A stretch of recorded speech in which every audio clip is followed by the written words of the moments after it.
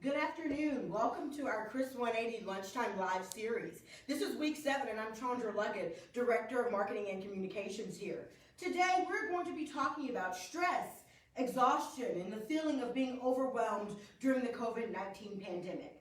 And our experts today are going to help address ways to be productive and to move past those feelings as we enter a second month of sheltering in place and dealing with what some people are calling a new normal. You may call it a never normal, and some people may say, I hate that term. But today we're going to look at ways to help you move forward so that we can get through this period of our lives and continue to come out of it stronger than we were before. Our guests today are Rita Mathis and Rob Collins from the Chris Training Institute. Both are licensed clinicians and have worked in a variety of capacities in the behavioral health scene for decades. We're excited for them to be here today to provide their insight and guidance on how we can continue to progress forward during this very difficult time. Remember, as always, to drop your questions for them in the comment section and we'll answer them live on the air. Rita and Rob, take it away. Well, good afternoon. Hey. I'm really excited to be here today to kind of talk about the impact of the COVID-19 virus from the point of being sheltered in. And one of the things I've been thinking about is a term it's called collective trauma. And what that is where, as a community, as a society right now, we are all in a collective trauma. And the way that that might impact us is thinking about day-to-day things that we can't even do anymore, like go to a restaurant, go out to eat. I had a tradition of going out with my son to restaurants once a month, and we're not able to do that anymore. And as a result, we're at home with our loved ones, and that can sometimes create problems. Another thing that happens as a result of this collective trauma is that sometimes you may start to have some mental health issues, such as depression, feeling anxious all the time, worry, because we're in all of this uncertainty about the future.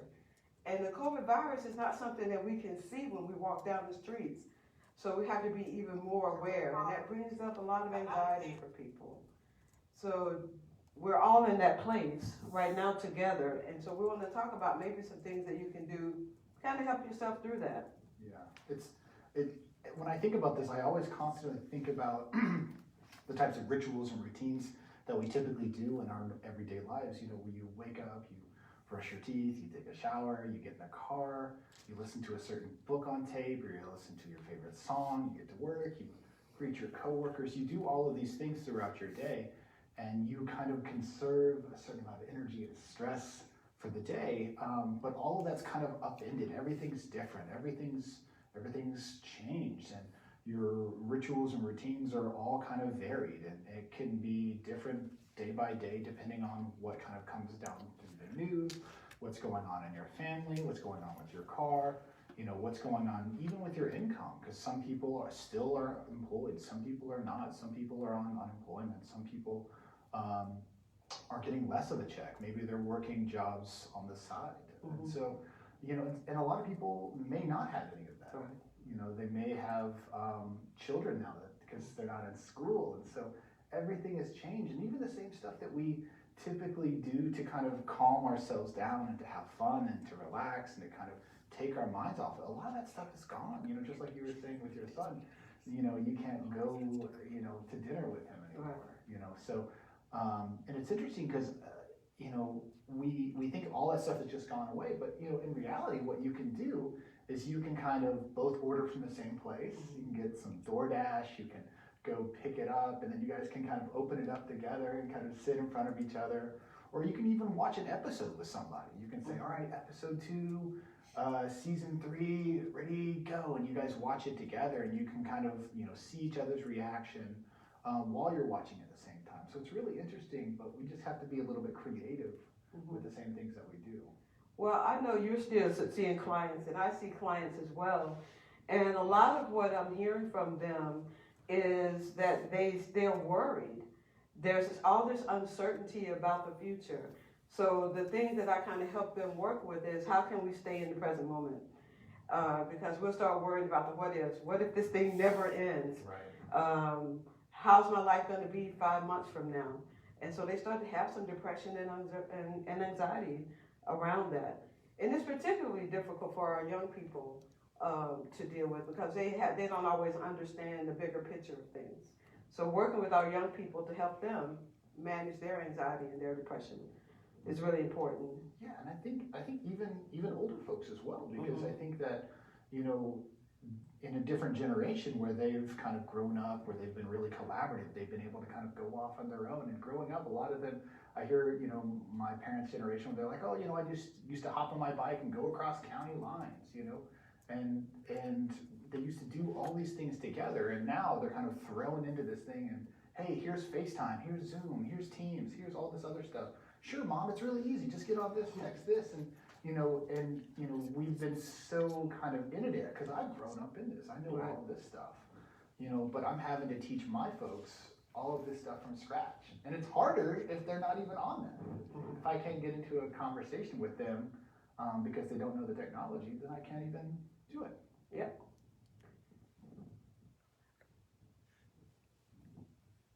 So I'm sorry, you was having a little technical difficulty there. Another thing that is happening as a result of the COVID virus, I've been thinking about this a lot and it's coming up in the news, is like our kids who are in school, who may be in a situation at home where there might be some abuse. At school, there might be an extra eye on them to be able to pick that up. And even thinking about domestic violence, I just saw where there was a 60% increase in domestic violence incidents reported since this COVID virus took impact, I think starting in February or March. So it has really serious implications as well, and the way it's impacting people's lives. So it's kind of hard to think about that because you're right. You know, you may be the first, a teacher or a counselor or a therapist may be the first person to see some of this stuff. And, you know, if we're only seeing their faces and maybe they have a bruise on their leg or their arm, or maybe they haven't showered, you know, you can't smell the stuff, you can't really get some of the visceral cues that would lead to abuse. And so a lot of that's going to go by without any help. So it's really difficult for everybody involved. Yeah. So we've got a question. Okay. So it says, I feel like I am working more than ever before during this time, and I don't know how to stop my workday, and I feel like my job is even more demanding. How can I set boundaries without feeling stressed out, even on the weekends? Yeah, well, I can tell you, I totally agree with that. And one of the things is structure. So, for example, if you're working from home, like I've been doing, I have a set place in my home that I go to, and I go in that room and I shut the door, and I'm paying attention to the clock, and I'll say, okay, at 10 o'clock, I'm going to set a timer to go off, and that's going to be an indication to me that I should take a break. But you have to be really intentional about it and get up and take a break. And then you can set it for 12 o'clock, and I'm going to leave this space and I'm going to go have lunch. And sort of really creating some structure, and then at the end of the day, put the work away. So being just really intentional about having some structure in your day. Yeah, I think a lot about like sleep hygiene, you know, where a lot of people are really concerned with, you know, do they bring their laptops, their TVs, they bring all this stuff in their bedroom, and so it kind of changes the dynamic of going to sleep, you know. So if you kind of clear all the stuff out of your bedroom, then you can just fall asleep really easily. And so it's the same kind of way with work, is that, you know, setting up rituals and routines. I love the timer. I think it's great. Setting up that, having a space for it. But also, you know, one of the benefits from working from home is that you don't necessarily have to work 9 to 5 continuously. You know, you're looking for a 40-hour week. You can work 2 hours here. You can go for a run. You can go lift some weights. You can watch TV. You can call your mom. You can do all these different things. But setting up a time, setting up a place is going to be really important for you. But also validate, like, this is really challenging for everybody. This is not an easy thing for anybody to do, because not all of us, we just got kind of thrust into this. So we're all kind of figuring this stuff out together. And so that's such a great question, and I really appreciate it. And to kind of continue with that, another thing that might be helpful is to monitor how much you're watching the news. Because a lot of times they're not really presenting facts. They're presenting opinions, and it can be overwhelming. So And that can add to those feelings of anxiety and depression and worry. So limiting the time that you're watching the news can be very helpful. Yeah, I think even varying it as well. Sometimes watching it on TV, sometimes watching it on your phone, reading about it can be a little bit less stressful.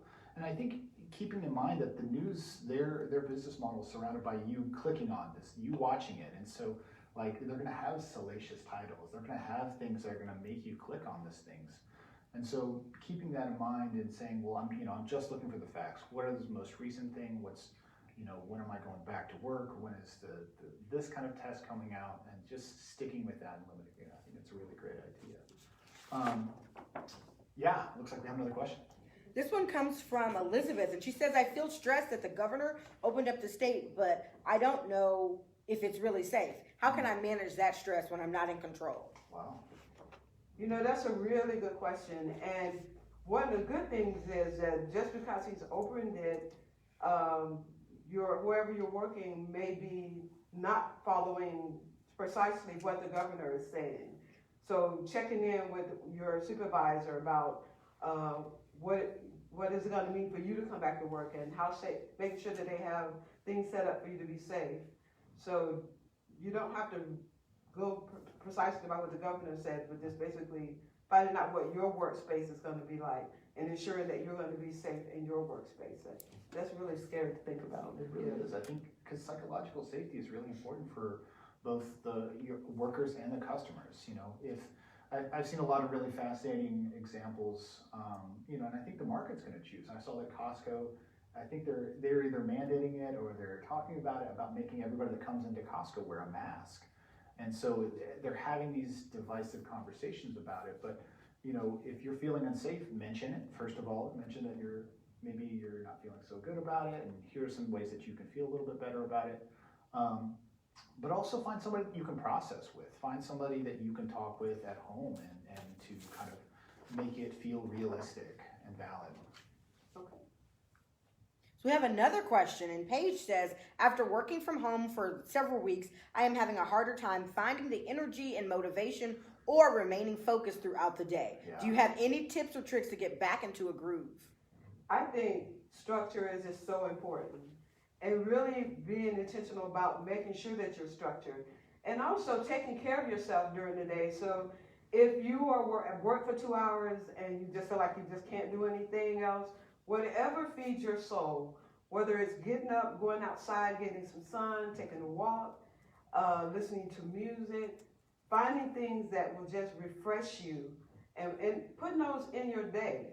So if you're one of those people who may work from 9 to 10 and then feel like, oh my God, I've done so much work, take that time, take a break to take care of yourself, and it's okay.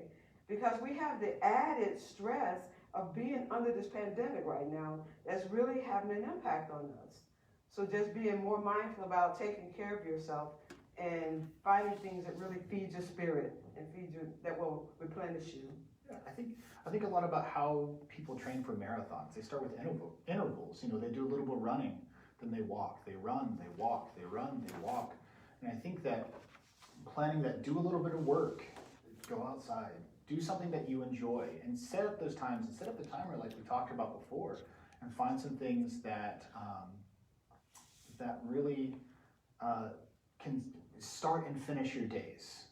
Because if wear a certain thing for your job. If you're going to be working from 9 to 5, put on a button down and some slacks or whatever it is that you need to do. And then when you're done, change into some comfy clothes. Because I think a lot of us, we're just wearing comfy clothes while we're on our Zoom calls, and there's no kind of like changeover. There's no change of register or ideas. So we've got several questions. So the first one is on Instagram, and it says, how can employers support their employees emotionally in the re-entry process to coming back to work? I think just being very open about what's going on, giving information so that they know what the expectations are, encouraging the staff to utilize the EAP programs to get support for themselves that way, and just creating that psychological safety that the employer is going to have your back, and we're going to do everything we can do to make you feel safe. And please ask questions of your supervisor. If you have questions or concerns, ask those questions so that you can get some relief from that. I got it, yeah, that's great. So there's another question from Jane, and it says, any tips on language for talking to my boss about my burnout? I feel like I have tried before, but they haven't really been sympathetic. Interesting. Okay, you want to take that one? Sure. With the burnout nation? Yeah.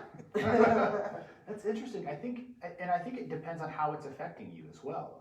I think there's a lot of different ways that you can talk about it. And it also depends on your relationship with your superiors. I think that, talking about how it's affecting you at work, what are some things, because you don't want to have it a situation where you've already done something wrong and you're like, I'm burnt out now. Kind of heading off that a little bit earlier and saying, hey, I'm feeling a little bit unproductive, I'm thinking about maybe taking a vacation or maybe doing this, or hey, is there some other way that I can kind of stretch my bandwidth a little bit, or delegate it to someone else. So making sure that you're talking about it in a means of production, and that you're still doing your job. However, you need a break. You need some relief a little bit. So I think it's important to stay there. And just very plainly asking for support, and let your supervisor know that I need support in this moment. I think it's okay. So we've got a comment from Gabrielle, and she says, I've taken time each day to take an hour walk. It's really helped clear my head, give me a change of scenery, and get some exercise. Having the support of your superiors to get out of the house is key as well. Yeah. Absolutely. And that's one of the things our CEO has been doing a lot lately, and I really appreciate the videos that she's been putting out. And in that, she is encouraging us to make sure that we're taking care of ourselves, whether it's getting out, taking a walk, or even just putting in for a PTO day. So yeah, taking advantage of those opportunities to take care of yourself is important. I think too is really focusing on gratitude and what we can do. In the Burnout Nation training, one of the things I spend a lot of time is kind of diving in that and looking at the research behind gratitude and what it can do for you. Because right now there's a lot of people that are not feeling so good, they're feeling depressed, they're feeling traumatized, and they're feeling isolated. But you have an incredible opportunity to kind of reach out to them, send them a text, send them even a letter. Like, take a moment and write an old school snail mail letter, and do something for them so that they feel happy, and then they may do it for you. And then if everybody is able to do this, it's kind of an incredible impact on everybody around us. It's a different way to build community. Because typically, we just bump into people and be like, hey, Rita, how are you? How was your weekend? But we don't have that connection. So now that you have that opportunity, you can send that text on Monday. Hey, how was your weekend? Did you do anything fun? Did you watch any good shows? Because we're not getting that. So building that into your routines is really important.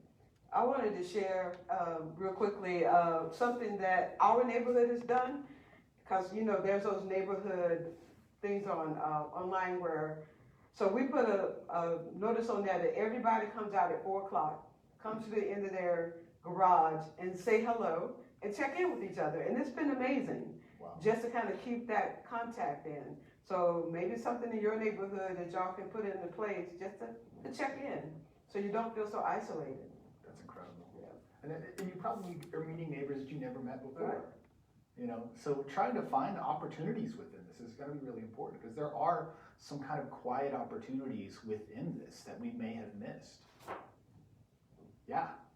So we've got a question from Susan on Facebook, and she asked, what advice do you have for parents of school children who are also working at home with their exhaustion and mental well-being by being teacher, mom, and employee all at once? Wow. Wow. I mean, I just have the utmost respect for parents right now, because they're managing so many balls at the same time. And we can say that structure is important, and I know that's maybe something hard to do in your house, but that is something that you can do, is have structure for the kids. Like, let them know from this time to this time. So, for example, even having a clock up for the young people to say, for the next hour, and this is what that's going to look like, this is what we're going to do. And at the end of that hour, give them a break, or maybe a 10-minute recess, if you will. And then, so having it kind of laid out for them so they know what to expect. I find that kids operate better when they know what's coming up. So having a plan of action And again, taking care of yourself. At the end of the day, doing something to refresh and replenish yourself after the kids are going to bed. This was kind of funny. I was reading the other day that there has been a 39% increase in alcohol sales since this time. I don't recommend that, but just being aware that's a possibility if you're not taking care of yourself, that you might start to do some maladaptive ways to cope. So we want to encourage you to take care of yourself, set limits, and set boundaries for the kids. I think too is that you're really teaching them one of the most important lessons that you can, and that's, you know, what does mommy or daddy do when they're stressed out? Because I think we don't always get to teach kids these lessons. You know, because there's nowhere in the book that you say, all right, when this happens, you do this. When this happens, you do this. But you guys are stressed out, and it's natural and normal, and validate that. And it's okay to say, you know, daddy's really stressed out right now, and here's what I'm going to do, and here's how we're going to solve this, and kind of walk them through that, because they can kind of feed into that chaos, and they can kind of say, you know, well, what's going on? You're like, don't worry about it. I've got this, you know. But if you say, hey, you know, I'm a little bit stressed out, we're having a hard time, here's how you can help mommy, or here's how you can help daddy by doing this and this and this. And most of the time, the kids are going to kind of rise to the challenge. Yeah. So a follow-up to that is someone commented on Instagram in response to Susan, just saying a schedule works in our favor. Structure definitely helps. Yeah, absolutely. And another question around the kids and schoolwork is, what can parents do to make sure their kids don't become exhausted by the never-ending schoolwork and digital connection? Make sure the kids don't get exhausted? Yeah. Right. Setting limits. Setting limits on the amount of time that they are on the computer. I think that's the most important thing, is to make sure that we're setting limits for the kids. It's challenging too, because a lot of the kids, a lot of their, their recreation is through computer screens, and so that's going to take you to making sure that you set up time and you have these family times, and you're playing the board games with them. You're teaching them how to cook. You're teaching them how to do these certain tasks and how to do chores and how to do all these other things that don't involve a screen. So it's going to take a little bit more work on your end, but at the end of the day, once this is over, I think, you know, we're going to look back and kind of cherish these times together. Right. And to kind of circle back and remember that we're all going through this together as a collective, and being aware that we are going to feel traumatized by this. We are going to have some what we call trauma responses as a result of going through this. So just being mindful of that as well, that you might be feeling overwhelmed, or might have a little more anxiety than normal, or a little more depression, or feelings of helplessness, or just being overwhelmed all the time, because there's so much uncertainty around this, and we get so many different messages from sometimes day to day and even hour to hour about the direction that things are going. So just remembering that you could be having some trauma responses to this. Yeah, and I think it's important to remember that Chris 180 has services available. You know, you can call any of our services hotlines. You can, a lot of you guys have these questions, have these comments, and you can have your own therapist for you, for your child, and you can talk to them at any time. And, you know, because this is going to end shortly, but if you have a counselor or a therapist, you can talk with them whenever you want to. Yeah, there's a question? Yeah, there's a follow-up to that. It says, how do you know when you should talk to a professional about your stress? I'm not sure if it's just general stress in my life or something more serious. I think it's you can kind of measure the level that it's starting to impact your functioning. 100%. So you kind of have a threshold of stress, and you can keep functioning, you'll be okay. But when it gets to the point where maybe you're starting to want to sleep more, or maybe eat more, or you're more irritable, so start to look for things that are impacting your functioning on a daily basis. Yeah. Will make a difference. Exactly, yeah. Yeah. Rob, additional thoughts around ways people can continue to be productive, even in keeping a schedule for themselves as they do work from home? It's really challenging, because you can take some time and you can talk about, you know, you can say, all right, well, tomorrow, because I think we've all been in that place where we say, tomorrow I'm going to be a different person. Tomorrow, here's what I'm going to do from 9 o'clock until 10, 10 to 11, 11 to 12. And a lot of what the research is saying is not like, you're not saying, well, I should do this, or I should get up and work out, I should be this person, because these are things that you have a belief about yourself, and you're going to get kind of frustrated and guilty. A lot of what the research has said is that you're kind of saying, I am this type of person. I am a type of person that gets up at 9 o'clock and goes to the gym. I am the type of person that does that, because we all have these certain values that we have in our real life. I am the type of person that doesn't steal from a convenience store, right? And so if I were to steal from a convenience store, I would feel really awful. So if I'm the type of person that gets up and goes to the gym and I don't, I'm going to feel a little bit resentful, and maybe I'm going to work out at 10 or 11. Or I'm the type of person that calls my mom every month, or whatever it may be. Working on changing the language to kind of, I am that type of person, and kind of building in those things. But also validating that this is hard. This is not something that we can do easy. Rome wasn't built in a day, and you have to build it brick by brick. And sometimes making changes to your life takes time. You can't just cut everything off and be a different person the next day. Yeah. So another question comes from a business owner who says, I know things are difficult for my employees and other people, but in reality, it's stressful for me as I try to keep my doors open and them employed. The stress of it is making me restless at night and irritated with them, and I am not sure how to best help them without projecting my own stress. Yeah. Well, one of the things we talk about is a situation where you have to put your own mask on first, and to be able to take care of yourself. So in order to take care of your staff and to be there for them, do things to take care of yourself. And if it means that you want to reach out and maybe talk to someone here at Chris 180, being able to just have a resource to talk about what's going on and get some help around that, you may be in a better position to help your staff after that. So it's really, really important that you take care of yourself. When I spent 4.5 years in the Army, and I had a platoon sergeant that when we were in combat, he was straight with us. He'd let us know, here are the dangers, here's what could happen to you, here's what we're doing to circumvent this stuff. And so, but he didn't have these wild eyes. He wasn't erratic. He was regulated, and he came to us and gave us this transparency, so that, of course, it's going to be stressful. We're in combat. These are things that can be dangerous. However, if he gave us the clarity and to be able to kind of see what's going on, but he also had a lot of experience. So seeing him calm and transparent and regulated was incredibly helpful. But also, at the end of every conversation, he always said, if anybody has anything they want to say, they want to talk to me about, come talk to me. And so having an open door policy is really important. And so, yeah, I think that's pretty much it. And I also wanted to validate and normalize what you're going through, because like we talked about, this is even above and beyond stress that we normally are experiencing. So just to validate that, yeah, you will be feeling more irritable, you will be feeling more agitated, but it's important that you take care of yourself. Another question? So final question is around video conferencing and the fatigue that is associated with it.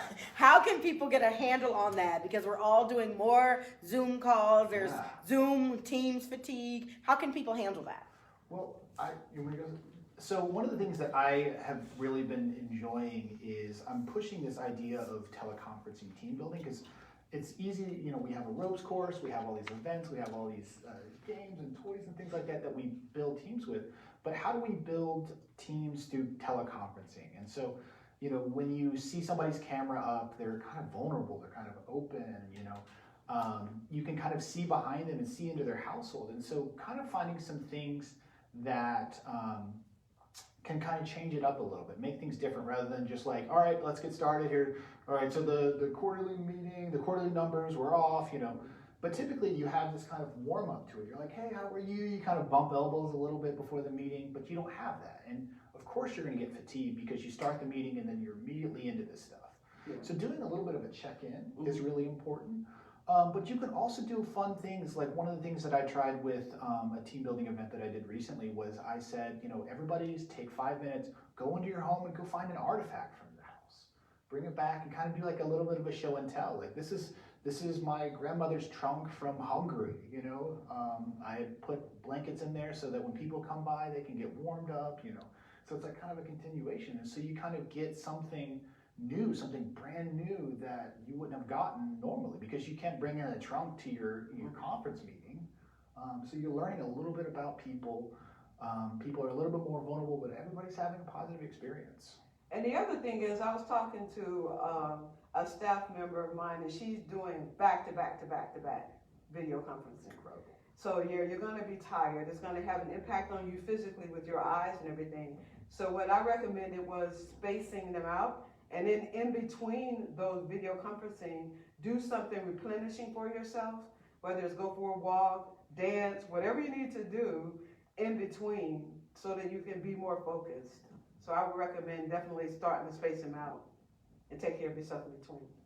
Well, thank you so much, Rob and Rita, for being here today. What a great conversation. I love the part about I am that kind of person. We got a lot of feedback on that. So I think we can all take and learn something from this week's conversation. And we want to hear from you. What do you want us to talk about in week 8? These times are trying, and they're continuing to be trying, but we are here at Chris 180 to support you. As Rob and Rita mentioned, we have licensed therapists throughout the community who are here practicing telehealth from their homes safely, like many of you all are working home safely. And we want you to know that we're a resource for you during these times if you need someone to talk to. So please go to chris180.org to find out how you can get help during this time. If you're interested in donating to the work we're doing in the greater community, we'd love your support as well as we approach Giving Tuesday now on Tuesday. We need your help and your support to help and reach more people in vulnerable communities. We also now have a brand new blog written by our mental health experts that you can find on our website, chris180.org/blog. And there you can get resources in between the Facebook and Instagram live weeks where you don't hear from us as often live. We want to be there to be resources to talk about grief and loss, pain, coming back to structure, and bring it all back to the basics. So thank you again for being here, for joining our Chris 180 community online, and for being willing to have these conversations. Have a great rest of your week, and we'll see you back here next week.